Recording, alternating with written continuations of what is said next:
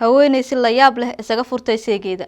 Intaan ugu gudgalin sheekadan haddii ay tahay markii kugu horreysay aad na soo booqato fadlan nagu soo biir mahadsanid.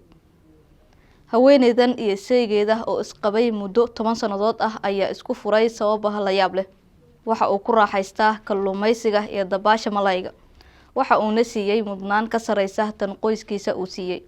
Sidaas daraadeed ay marwadan ku dalbanaysaa in uu furo seegeeda.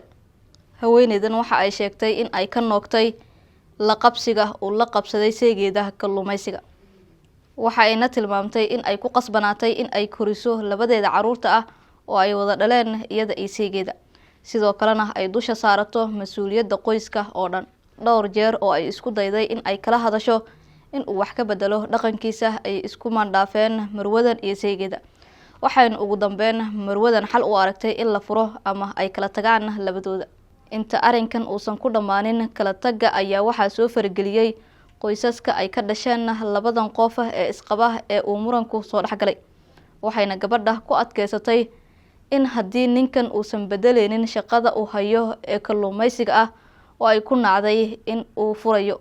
Ugu dambeynna ninka waxa uu go'aansaday in uu furo gabadhii uu qabay.